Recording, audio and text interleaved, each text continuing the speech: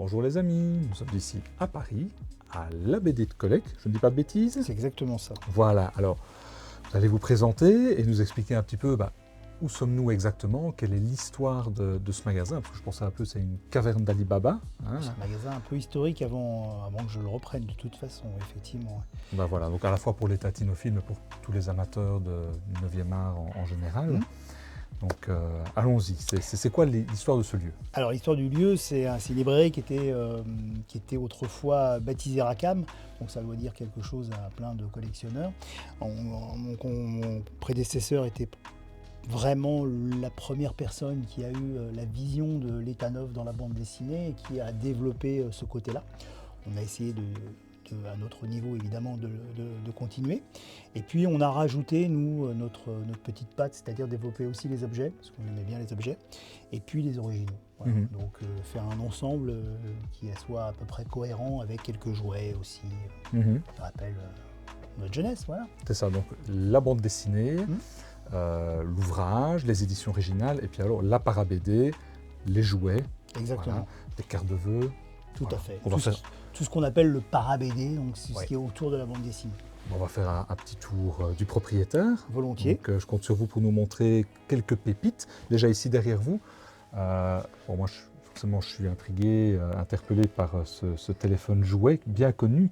Qu'est-ce qu'il a de particulier? Ouais, ça c'est pour moi un des plus beaux objets de la tintinophilie, entre guillemets, parce que c'est un objet qui est très ancien et qui plaît toujours autant. Là, on a eu la chance de l'avoir dans sa boîte d'origine, donc évidemment, c'est le fameux Visiophone Tintin, qui est l'Oscar du jouet en 1960, et qui est un objet extraordinaire, parce que très, très, très joli et très déco. Voilà. Moi, j'en ai même un chez moi, je ne le vendrai pas pour tout au monde. On ne le vend pas souvent. Hein. Et puis, ce qui est sympa, alors, la question qu'on me demande toujours, est-ce qu'on entend encore la voix de Tintin? Moi, je ne l'ai jamais entendue. C'est-à-dire que dans aucun jouet que j'ai eu, et je crois que c'est le 5e, j'ai jamais pu entendre cette voix. Donc, ça doit exister, mais j'en ai pas eu encore un qui marchait. Voilà. Bon, effectivement, c'est un bel objet. Ouais, c'est un bel objet. Il faudra demander à Thierry Bermude qui a fait la voix de Tintin dans les dessins animés dans les années 90. Est-ce que c'est lui qui l'a fait? Non, je doute, mais... mais bon, il peut la... De toute façon, pour les trentenaires et les quadras comme nous, c'est la voix de Tintin. D'accord. De toute façon, je pense D'accord. D'accord. Donc, voilà. Magnifique quand même ici, la voiture de Tintin en Amérique. Ça, c'est Moulinsart. Tout à fait. Alors ça, c'est beaucoup plus moderne, effectivement. Ça montre aussi qu'on fait aussi un peu des objets assez récents, entre guillemets. Bon, l'intérêt de ça, c'est que c'est vraiment un bel objet, effectivement, très déco aussi. Parce qu'on a une clientèle qui est à la fois qui est en fait tintinophile, et puis comme on est à proximité de lieux assez touristiques, comme vous avez pu le constater, puisqu'on est à 200 mètres de Notre-Dame, on a aussi une clientèle touristique qui aime l'objet et qui aime Tintin, mais qui n'est pas forcément spécialisée. Donc on met souvent des objets un peu modernes dans la vitrine. Là, il y a l'embarras du choix, parce qu'on a des figurines Moulinsart, des véhicules, on a le Blond de Lienne, scène emblématique, la scène du banc, série Mini Pixie. Voilà. Et puis on a même ici, alors ce que nous on adore en France, chez vous, je sais qu'en Belgique ça semble assez courant, mais nous on n'en voit jamais, ce sont les Pulse du Broc des années 40. Oui. Alors ça, c'est vraiment des trucs qui égayent énormément une vitrine et qui font fantasmer plein de collectionneurs, parce que, comme je vous dis, en France, nous on les voit pas. Voilà. C'est comme les noirs et blancs, c'est des choses qui sont assez courantes en Belgique, mais pas chez nous, quoi. Voilà. Plaque émaillée. Oui, tout à fait. Puis des albums ici, voilà. Alors là, on a mis quelques éditions originales assez rares, donc évidemment des premières couleurs de lait noir d'Amérique et du crabe aux pinces d'or avec le dos jaune, la version la plus rare, et puis surtout cette version noir et blanc qui est la première édition Casterman, donc la deuxième édition, est en très très bon état et dans le jus d'origine, quoi. Voilà. Issu d'une belle collection qu'on vient d'acheter où il y avait une vingtaine de noirs et blancs, voilà, notamment. C'est ça. Et ce sont des collections que vous rachetez, ou bien vous partez à la chasse parfois aux bonnes affaires? C'est un peu un ensemble. Alors souvent, c'est des collectionneurs qui viennent nous approvisionner. Ce sont des anciens clients ou des confrères qui nous ramènent des clients à eux. Et puis souvent, on a aussi ce qu'on appelle des courtiers. Donc c'est des gens qui partent, eux, à la chasse le matin pour trouver des pépites. Voilà. Bon, allez. Quand on se rend comme ça dans un commerce, je vous l'ai dit tantôt, on va vous demander de nous présenter 2-3 objets, voilà, un peu originaux, qui sortent des sentiers battus, qui pourront peut-être intéresser nos abonnés et les tintinophiles. Bien sûr. Allez, 2-3 trésors que vous avez dans le magasin et que nous aurions ratés. Alors, je ne sais pas si vous les avez ratés, mais alors, on va se recentrer sur Hergé et Tintin. Donc là, dans cette vitrine-là, on a 2 beaux objets. Tout d'abord, une très très jolie dédicace qui représente donc Tintin courant et plein pied, donc, qui a été réalisée en 1955. Elle est d'une finesse incroyable. On a le mouvement qui est vraiment la particularité du dessin d'Hergé qui est retransmis ici. Donc c'était à l'origine un dessin qui faisait partie d'un carnet de dédicaces. Alors, bon, c'est pas faire offense aux autres personnes qui ont dédicacé, mais il y avait peu d'intérêt, donc on a choisi de la couper et de la cadrer pour en profiter énormément. Voilà. Donc ça, c'est vraiment un bel objet et c'est, je pense, un objet qu'on voit peu fréquemment comme ça de cette qualité. Et ça vaut combien ça? Alors là, on est à 25 000 €. Ah oui, effectivement, c'est un tarif, oui. Mais c'est comme on dit, un tarif qui est relatif au fait qu'on voit très peu ce genre de dédicace, qui sort de la tête de Tintin. Autant les bustes et ça on les voit. Visages, ça on voit, mais on les voit relativement. Voilà. Ensuite, on a juste en dessous là, on a un autre petit truc un peu sympa. C'est un bel envoi. Même plus que ça, plus qu'un bel envoi, c'est quelques lignes adressées de Edgar Pierre Jacob à Georges. Georges, évidemment, c'est Georges Rémy, donc Hergé, son mentor, qui lui demande des nouvelles de Fanny, de lui-même. Et c'est assez émouvant. Voilà, on n'a pas su dater. Alors après, par rapport à ce qu'il lui dit à la fin de la phrase, on suppose que c'est daté de 1973. Et voilà, c'est un bel petit hommage de Jacob à son maître. Voilà. Alors comme je vous le disais, on a eu l'inverse. On a eu la dédicace d'Hergé à Jacobs dans un très très beau livre, mais là je ne peux pas vous le montrer parce que malheureusement il est vendu. C'était vendu. Ben voilà. Les merveilles ne restent jamais cachées très longtemps. C'est ça. Même si j'imagine qu'en arrivant ici, voilà, la première chose à faire, c'est de commencer à regarder, à fouiller. Alors effectivement, hormis Hergé, alors on a un rayon dédicacé à Hergé qui est ici, dans cette vitrine.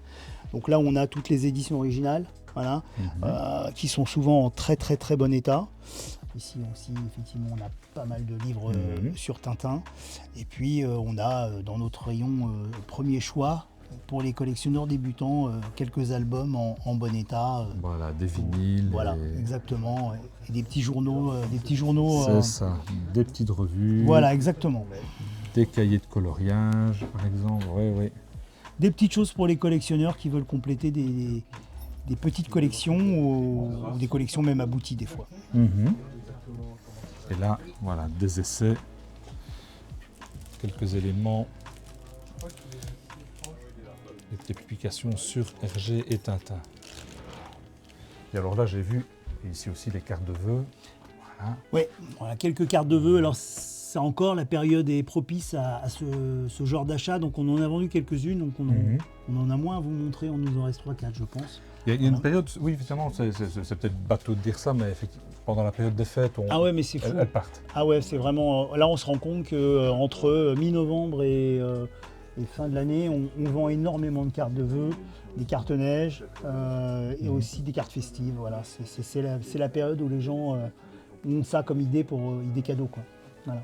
Donc on sort du réseau collectionneur et là on est plus sur les gens qui ont envie de faire plaisir à quelqu'un. C'est ça, cette circonstance. Tout à fait. Donc là effectivement on a mis tout un tas de petites choses sur Tintin qui sont assez attractives. Alors nous on aime bien par exemple le premier numéro 1 du journal Tintin. Voilà. Ça c'est un truc qui marche toujours beaucoup. On en vend quelques-uns dans l'année de ce numéro 1. Voilà, aussi des belles couvertures de reliure Tintin, comme cette couverture du 19, là, que je trouve une des plus belles couvertures du journal. Voilà. Et puis voilà, des almanachs, l'almanach 55, puis tout un tas de figurines qui fonctionnent encore très très bien, même si beaucoup de collectionneurs les ont maintenant, mais ça fonctionne encore beaucoup. Et ceci, qu'est-ce que c'est là avec C'est le une- visage de Dupont? Alors c'est une poupée gonflable. Ah, d'accord. J'étais en train de me dire, est-ce que Voilà. est-ce que c'est ce à quoi je pense? C'est bien ça, c'est bien ça. Une vraie poupée gonflable pour On est si près collectionneur, de Pigalle en fait ici. Ouais, non, là, il n'y a pas de... Poupée gonflable Tintin, 150 €, 1978, avec emballage d'origine. Voilà. Et alors, Donc, si... pour toi, Voilà. Dupont, ça ne t'intéresse pas? Voilà un objet aussi très sympathique, c'est le petit tube Citroën du journal Tintin. Ça, c'est vraiment un truc qui est peu courant aussi, dans sa boîte d'origine. On le voit pas souvent dans cette boîte cristal. Viens me rejoindre, Dupont, j'ai un colis suspect à examiner. J'arrive. Au niveau de la para-BD, les figurines, est-ce qu'il y a des tendances au niveau des demandes des collectionneurs, des choses qui ont un peu plus de succès que d'autres? Oui, alors comme je vous disais, en fait chez nous, c'est une question de surface. Donc comme nous on a développé Pixie, on vend du Pixie. On nous demande éventuellement du Faribault, on rentre peu, mais c'est une grosse demande. On vend moins les grandes figurines tout simplement parce qu'on n'a pas la place de les présenter. Voilà. Donc dès qu'on en présente, on les vend en général, mais c'est une question, voilà, on est comme je vous dis dans le centre de Paris, donc petite boutique et voilà, ouais. on fait avec la boutique qu'on a. C'est ça. Et au niveau de Tintin, est-ce que c'est encore tendance en 2025? Alors, est-ce que la demande est ouais. toujours forte? Quelle est la clientèle aussi? Alors de votre c'est magasin? ça qui est très intéressant parce que c'est une question qui revient tout le temps en fait. Et il faut savoir que la réponse est toujours la même. S'il n'y avait pas Tintin aujourd'hui, il n'y aurait plus de bande dessinée, il n'y aurait plus de magasin de bande dessinée de collection. Je parle de collection, je ne parle pas de neuf, je ne peux pas juger pour le neuf, mais pour la collection, c'est certain. C'est-à-dire ça draine l'ensemble du marché. On le voit en vente aux enchères, on le voit même sur Internet, mais c'est évident qu'en magasin, Tintin draine le tout. Il y a des journées où on fait 50% de notre chiffre d'affaires sur Tintin, que ce soit en objet, en album, voilà. Donc c'est assez important. Et la clientèle qui se fait plaisir avec des cartes de vœux. Mais chez nous, c'est drôle parce qu'on a la chance d'avoir une clientèle très hétéroclite. Donc on a à la fois des collectionneurs purs et durs qui cherchent des albums à l'état neuf ou des albums, voilà, des objets, voilà. Et puis on a aussi des touristes qui passent et qui sont très très très férus des fois d'avoir un bel album ou une belle dédicace. Je vais vous donner un exemple qui m'est arrivé il n'y a pas très longtemps. Une dame qui rentre à la fermeture, une dame chinoise, une trentaine d'années. En général, elle s'aiguille rapidement vers les cartes postales, les choses comme ça, un petit peu secondaires, les petites figurines. Et puis, sa première question, donc, en anglais, puisqu'elle ne parlait pas du tout le français, c'est « Est-ce que vous avez des dédicaces d'Hergé ?» Alors bon, pour vous montrer, on a montré une de belles dédicaces, voilà, des petites têtes de Hergé, et elle est repartie avec une belle dédicace à plusieurs centaines d'euros, évidemment, d'Hergé, parce que pour elle, c'est le plus grand auteur de bande dessinée que Hergé, en Chine, est déjà un grand auteur. Du chloroforme. Regarde ce que j'ai trouvé. Le lotus bleu. C'est signé Wang. La fumerie d'opium, c'est là-bas qu'ils l'ont emmené. Donc c'est ça qui est intéressant en fait. C'est qu'on a des clients du monde entier pour Tintin. J'imagine qu'ici vous avez dû avoir peut-être des personnalités qui sont venues, peut-être une petite anecdote. Non, ça on a des personnalités, oui, alors fatalement. Macron, il est venu faire ses courses. Non, est-ce qu'il est tatinophile? For sure. Alors je ne sais pas, mais je ne pense pas, en tout cas je ne l'ai pas vu. Mais non, pour les personnalités ou bon, c'est tout comme les collectionneurs, on garde ça pour nous en général, on ne partage pas. Quoi, voilà. Ils sont dans leur bulle quand ils viennent ici, ils ont presque envie qu'on leur foute la paix, qu'ils soient tranquilles. On connaît des tatinophiles célèbres dans le monde du cinéma et de la chanson, Renaud, Pierre Arditi. Tout à fait. Les deux en question, alors moi je ne les ai pas connus parce que j'ai repris la boutique d'art, mais on fait leur collection ici. Pour Pierre Arditi, j'ai même cru comprendre qu'il l'avait fait 2 fois et revendu 2 fois d'ailleurs, ici, donc à mon prédécesseur. Voilà. Donc certains ont peut-être pu s'offrir des pièces de la collection de Pierre Arditi. Voilà, exactement. Là, on peut en parler parce que ce ne sont pas mes clients. Une autre question, c'est les collectionneurs qui seraient à la recherche d'une pièce particulière, que ce soit une carte de vœux, un album particulier, ils peuvent vous envoyer un message et alors figurer dans une espèce de petite Ouais. alerte. Exactement, mais on a un petit carnet, comme je vous dis, on note effectivement les collectionneurs qui cherchent, qui Ça, c'est ont des intéressant. demandes. Ils peuvent nous envoyer un petit mail, je pourrais vous communiquer notre mail et notre téléphone évidemment. On prendra et on le notera. Voilà, et puis on consulte ces mails très régulièrement, Mhm. on note ça quelque part, et dès qu'on a quelque chose qui semble correspondre à ce que le collectionneur, on avise les collectionneurs. Voilà. Et le Et là premier qui encore- répond, Exactement, le premier qui répond a gagné entre guillemets. voilà. Bah, je pense que c'est un super service parce qu'en plus, ici, je suppose qu'à Paris, vous rentrez régulièrement beaucoup de produits. Alors on rend des choses, y compris de chez vous d'ailleurs, parce que je suis très fréquemment moi, donc j'y vais d'ailleurs dans 2 jours. Mais voilà, on rentre pas mal de trucs. Ouais. Eh ben, un grand merci. Bah de rien, On va merci à maintenant vous. encore prendre un petit peu le temps de profiter du magasin. Parce qu'en plus, c'est les fêtes, vous fermez un petit peu plus tard. Donc, on a Ouais. encore 10 bonnes minutes devant nous. Prenez votre temps, C'est l'occasion, puis je crois que Juan a envie de faire un achat. il va s'occuper de vous. il attend, là, il est prêt. Tu peux sortir le petit bazar pour le monsieur. Ah ben, un tout grand merci. Bah merci à vous en tout cas. Et c'est joyeuses sympa. fêtes à vous. Merci.